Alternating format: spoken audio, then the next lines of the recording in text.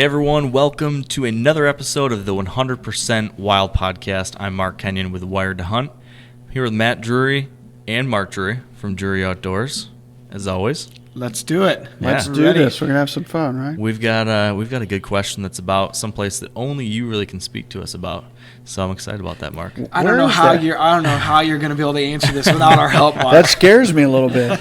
Usually I try to throw in something that's like maybe a tiny bit helpful, but I've got nothing today.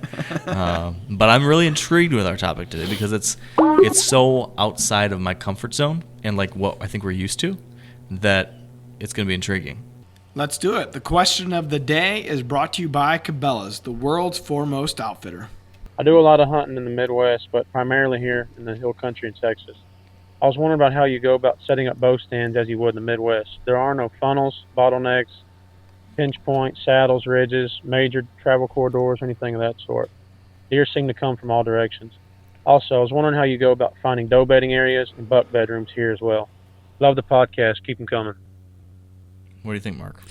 You know, he brings up a good point, and I think it's probably this goes beyond the reaches of Texas because the situation he's describing there in the hill country is one of continuous cover, and there's not a lot of differentiation. There's not a lot of edge. As we all know, whitetails love edges, and in Texas, you don't have a lot of edges, particularly in that part of the state where he's talking about. But that could be the same for the big woods, in the UP. Yeah.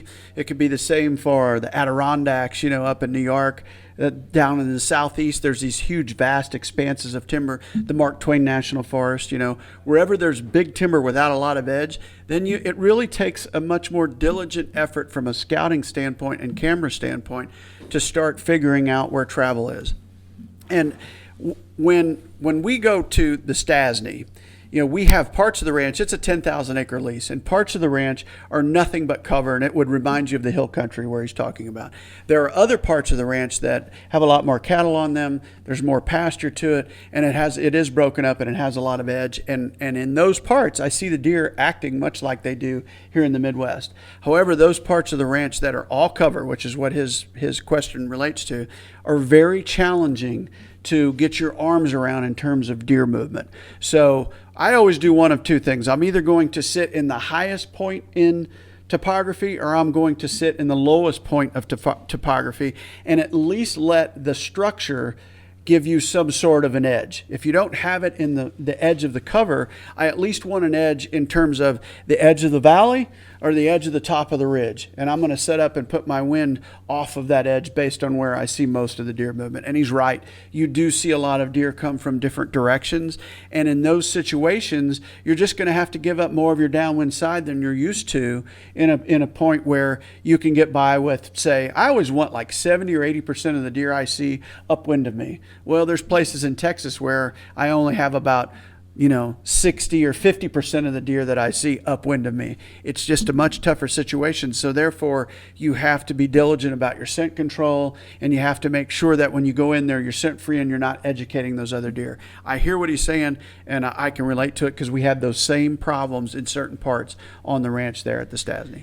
So what does bedding look like in a lot of these areas in Texas? I mean, I've never hunted down there. All of it. So it's all good bedding. And that's the problem. He said, they come from all directions. Right. That's because all the cover is created equally, and they're bedding in all of the cover. In the Midwest, if you look at a south-facing hillside or the thickest of thickets, you can just about pick out where they're going to be bedding. Down there, it all looks the same. You can walk for miles and not find one switch at all. Like everything's the same. The trails are just everywhere, and there's a random scrape here, there, and yonder, and it's very challenging. And just like those other places I mentioned, it's challenging to get on deer when everything is the same because they're so reliant on edge. What about food? Now I know feeders are a big part of what's happening down in Texas. Is that the only way to key in on food, or are there other certain natural forages that you can locate to help? Same thing. The natural forage is spread throughout. Okay. So if the food is spread throughout and the bed's spread throughout, the deer are going to be spread throughout. It's the same thing in an oak timber with a lot of acorns dropping. Mm-hmm. You can't predict that, You just got to be very lucky sometimes, and that's what we depend on there. But, yeah, it's just to spread out. But the one thing in Texas that we have been able to key in on as one of the biggest magnets down there, and that's water, because they don't have a lot of it for the most part across the state. And when you find a good water source, you can bet they're going to visit it nearly in a day in and day out basis. I think we did a show on that with John Odell a couple of years ago. Madness. It was amazing how much game was coming to that water And now tank. he killed like a 200 Killed a giant deer coming to it. So water's a good thing. We have protein stations throughout our ranch. We have feed stations throughout our ranch. We have food plots planted throughout the ranch. So we hunt a little bit of everything, and generally we're trying to catch them going or coming from one of those magnets. When you're hunting Texas compared to the Midwest, Missouri, Iowa, what's the biggest difference for you? The biggest difference is the body size. The deer up here might field dress 205 pounds to 225 pounds. Down there, mature deer are going to field dress from 120, and by mature I'm talking 5.5 or older, 120 to 140, 145, 150. Much different size body. So therefore the rack, while it appears big, it's not nearly as big. It's an optical illusion compared to what you're used to. Well, speaking of that, you had a great kill down there this past fall, your biggest in Texas, and it was what did that score? 171, Yeah. but he had like 4 or 5 inches broke off. Real chocolate horn. Chocolate buck we called blackjack. That one of those bucks that was always there from the time we put the camera out till the time the velvet came off, and then he would just disappear. Every year, 4 years in a row, he was there, he's gone. And then we wouldn't get him again. I think one year he came back in December. We got pictures of him. And then we were just sitting there, and when I saw him, I literally couldn't believe my eyes. So, I mean, it was one of the luckiest deals I felt like, because I had no pictures of him since August last year. He shed his velvet, and he was gone. I killed him in early December. What did that rack look like on that? That's that what I was wondering. frame look like on that Looked body? like a 170s, I mean, he actually looked like a 180 coming through. Yeah. And he ended up in the low 170s. Because that part of Texas where you're hunting, it's not typical to have a deer get that large in rack size. He's an extreme outlier, certainly. If you look at the Stasny Ranch and some of the ranches around there, they don't kill a tremendous amount of deer up in the 170s. You see a lot of mature deer in that 125 to 155 range. Now, granted, you get some nicer deer than that, but as a general rule, that's where we see a lot of our deer end up. And he was an exception. That deer in the Midwest would have been a 200 inch, to put it in perspective, that's how rare he was. You just don't see a lot of 170 class deer down there. Now, it sounds like it was kind of luck that you happened to see that deer, but I'm curious about your actual setup. What was the setup that ended up with that deer come by? We were on the part of the ranch there that had a lot of edge, and it's one of my favorite spots because it's up on top of this beautiful ridge where you can see forever, and everything to the south are these deep, nasty draws full of thick cover, and then when you get up on top, it's pretty much just open, a few mesquites here and there, a few cactus here and there, and the deer just come up out of those draws, and then they feed up on those tops. So we were catching him going from one draw to the next, which is the way that setup is set for. We were at between the heads of two draws, and we see a lot of buck traffic go right along the rim of our ridge, going from draw to draw to draw, bumping does out. Very similar to situations we see here in the Midwest. Interesting. Yeah.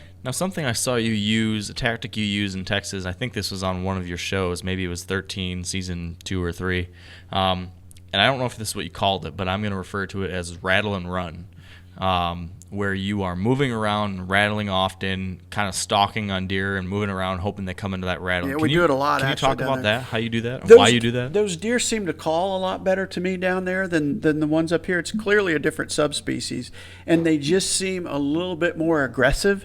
And when you see one and you rattle to him, I mean, up here, 1 out of 10 will come. Down there, 6 or 7 out of 10 will come. Wow. So the odds are just higher. So therefore, it's a big ranch. If things aren't moving, we'll go to them. And we try to put as much cover upwind as we can. Generally, we're doing it with a rifle in hand. It's not a great tactic for a bow down there, but we've had some good luck. We've rattled some good deer in for Freezy and myself, and a lot of fun doing it, certainly. Looks like a blast. Yeah, the key is to get it on a good weather day. If it's a day you feel like the deer are going to be moving, your odds increase that much more to go from spot to spot and call. And that goes for the Midwest as well. If you're looking for a callable deer, make sure that the weather's in your favor too. It's a day where you feel like they're going to move. So in that terrain down there, as you're rattling and running, do you have many instances where they're circling and getting downwind of you, or? Most. I mean, So we try to do our best to put ourselves in a position where it is hard to get downwind. That's the cool part about that ranch and a lot of Texas. You do have some rolling topography, so you can kind of put your downwind side as a little bit more challenging for them to get to. We do the bulk of our rattling and running on that part of the ranch that has a lot of edge to it. So it's fairly predictable to go, most of the deer are right here. Let's get out here and get them within rifle shot. Now, you always talk about the phases in 13, of course, in the Midwest where you guys are hunting. Do those same phases or something similar apply to what you're doing down in Texas? Absolutely. Okay, so they're not, no differences there? in general, we feel like any part of the kind of from that general Midwestern line to the east, though, right? I mean, follow them. I think anywhere that whitetails live, the way to make it apply to your area would be to take peak estrus dates in the Midwest, that's 10th through the 15th, and make that your lockdown phase in your area. In other words, if your peak estrus, like down there in Texas, is about the 20th through the 25th of November, that's peak estrus.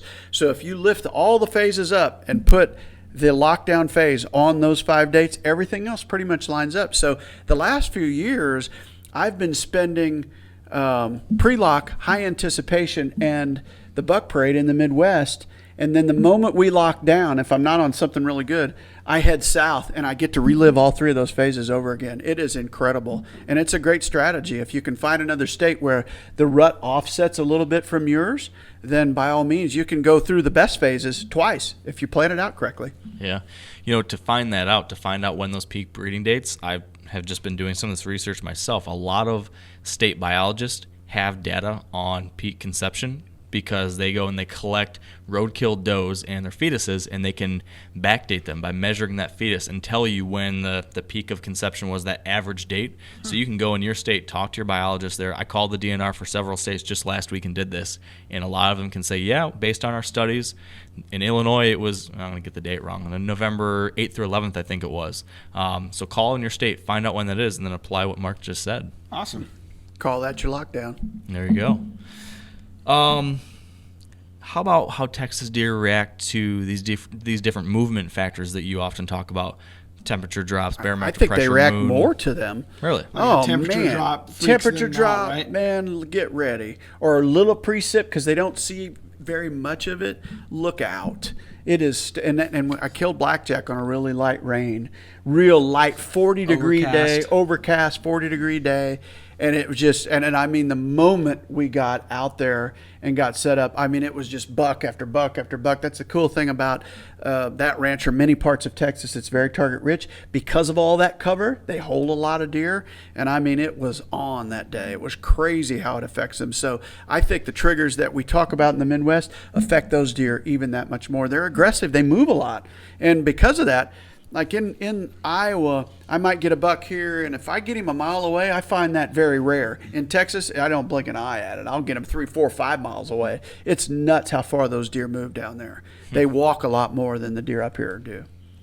Speaking of the aggressiveness of these deer, I should have asked this when we were talking about the whole rattle and run thing, but just how does your actual calling techniques differ down there? I imagine more aggressive. I'm more aggressive, yeah. Louder. A lot of times you're dealing with wind.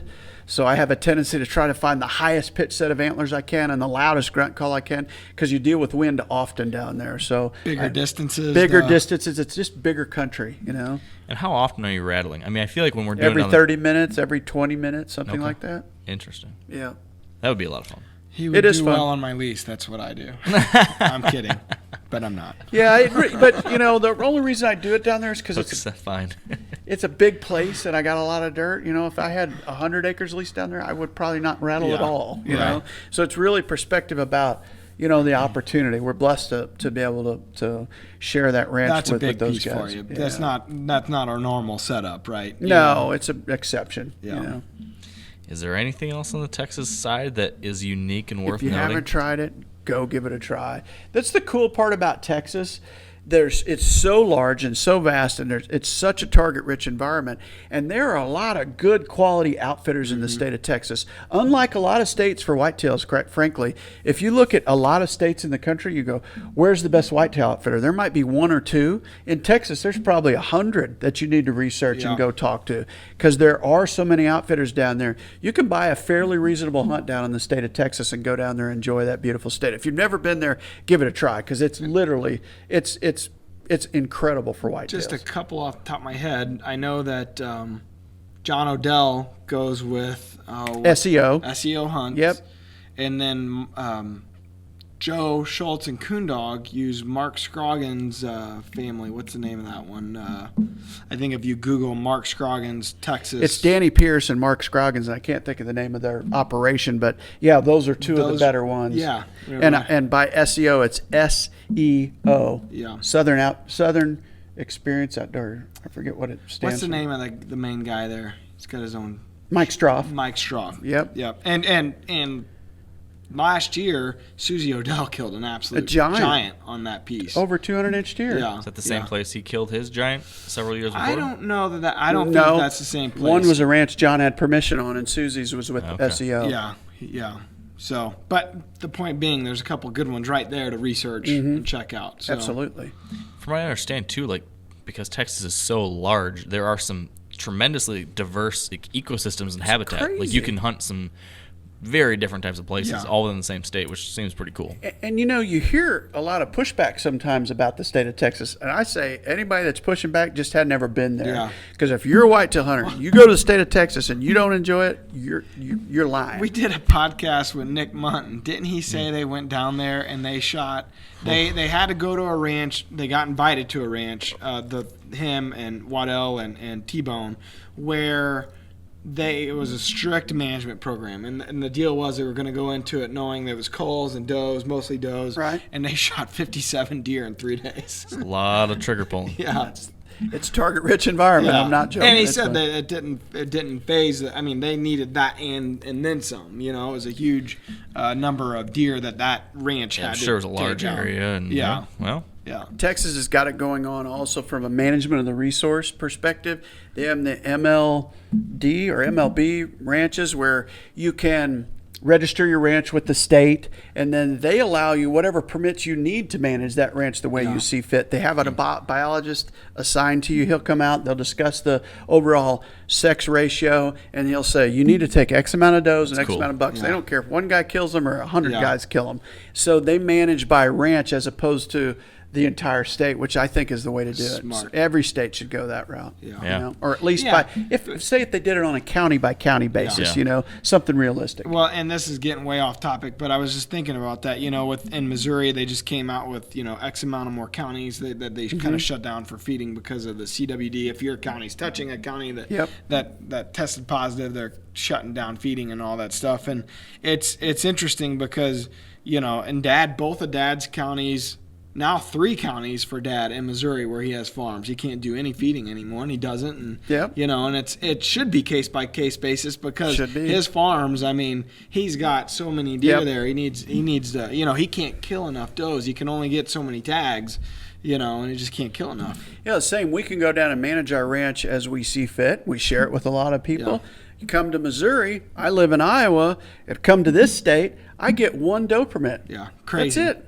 Really? Yep. I can get one with a bow and one with a gun. Yikes. No, I can have unlimited with bow. It's one with a gun that I can get. Only one. So Dad, they used to allow, but you know, still, you can't manage the resource that way. They're putting handcuffs on guys, and it's contradictory for them to go into one area and say we need to wipe out all the deer because of CWD, but over here we're gonna limit how many you kill. Yeah, you can only have 1 tag. How big of a contradiction is that? It's the dumbest thing I've ever heard of. It's like, well, I don't even get in it. the same counties, you know, like I know there's a CWD area there in Kirksville or around Kirksville where John Williams' place is, you know, and that's not far from Dad's place, but they want him to kill every deer in that area. They want them all Dad's, dead. You only get 1 gun tag or whatever. Yeah. But unlimited archery tags, it's just weird. They take away the 3rd buck tag, which probably was the smallest use tag in the state, right? Yeah, it's reactive rather than proactive. You know, it makes no sense to me at all. I still say Iowa, Kansas. If you look at the states that generally produce the biggest bucks and the most top end deer. That's not by mistake. Number one, they got to be there, but it's also because the resource is managed correctly. Look at the state of Texas. They should be a model for every state in our union. Kentucky, Ohio, these places that are managing the resource the best. Iowa, God, I love the way Iowa manages their resource. It's still a huge family tradition for everybody to go deer hunting, but they move that gun season out of the rut, and that in and of itself makes sure that you get enough bucks to carry over into the next year. Saves a lot of lives. Saves a lot of lives. I love the state of Iowa when it comes to resource management. Is he? Yeah. Heavy exhale. And I really wish we could have that in Michigan. You talk to guys from Michigan and Wisconsin and Minnesota, and I have the same conversation with them over and over and over. You get that long sigh, and they're frustrated because the gun season starts in November 15th. There you go. Just kill them all, man. And just $2. mow them down. $2, November 15th. Pow, pow. Pow, pow, pow. There they go. But it's we'll see. Yeah. You can't.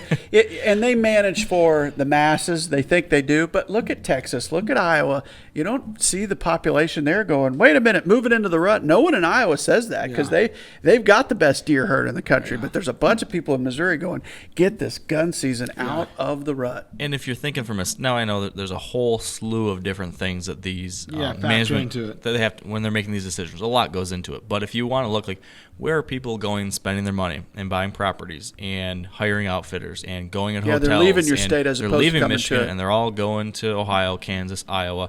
All that money that could be in your home state is going elsewhere. And I know that's only one factor, but it's something to consider. That's a pretty major factor when you're talking about all those tourism dollars at hotels and restaurants and gas stations. And I mean, that's a big deal. So. It is a big deal. And not only is it making money, but it's also the right thing ecologically for those herds. Absolutely. Yeah. Absolutely. Seems like a no-brainer. You guys both need to give Texas a try. I think you'd love it. Hey. Do we know a place? Do we know of anywhere to go? I do. Come on down. It looks cool. It is. Looks It cool. looks fun, is what it looks like. It's so much fun. And you grab the deer and throw him in the truck. You don't have these long drags through the hills and hollows with these 225-pound Goliaths. These deer weigh 130, 140 pounds field dress. It's fun. Target rich. Yeah, and just rich. Beautiful in a very unique kind of way. It They're seems beautiful like deer. A lot of chocolate horn. Yeah. And you know what else is interesting about down there? You seldom see a lot of non-typical deer. They're almost always just beautiful, straight. The other thing, like in the Midwest, you ever notice you see a lot of wacky rack deer where one side's real good and the other side's bad? Yeah. We almost never see that on our lease in Texas. Almost never. I want to ask Grant Woods that question. Like, I can't remember a single deer where he had one bad side and one good side. And up here, I get them all the time. Is that part of the way the herd management and cull, the cull factor and all that? I wouldn't think so. No, because up here, a deer will look one way one year and then he gets an injury and that generally kicks it in. It's like the subspecies doesn't react the same to injuries down there as they do up here. It's kind of weird. I don't know why, but Wade and I had that discussion. I'm like, why do we never see these on our ranch in Texas? And we just don't. Well, sounds like, Matt, we need to do a road trip this fall. Let's do it. Let's get your camper out and let's go. We'll surprise Mark. Right. Hi. Yeah. Hey, we're here. We're here. It was kind of a light invitation, but we took it. What is a tag in Texas for a non-resident? 300-ish, 3 1/4, Archery. something like that. So it's for a not- full season, I think you can get a 7-day or something for like 150 or something like that. Interesting. That's nice. Yeah, it's not bad at all. Well, anything else we want to touch on here? Appreciate you guys having me on. Thank you. Of course, Thank yeah. you. Thank you. And I will say to the listeners and viewers our usual quick reminder, you can submit your own question at wiredtohunt.com/100%wild. We would love to answer it. And you can subscribe to this podcast, the audio version, over at the Apple Podcast app, the Google Play app, or Stitcher. Get that file right on your phone. You can listen to it right when we put these out. As always, you can follow along on the Drury Outdoors YouTube channel. You can watch these video podcasts. We have over 40 now, so there's plenty of content to go through. And we're also putting tons of great content, original content, on our Drury Outdoors YouTube channel via DOD TV, Killing in the Kitchen. So please check it out. And as always, you can follow us along at all of the social channels at Drury Outdoors. Thank you for listening. Peace.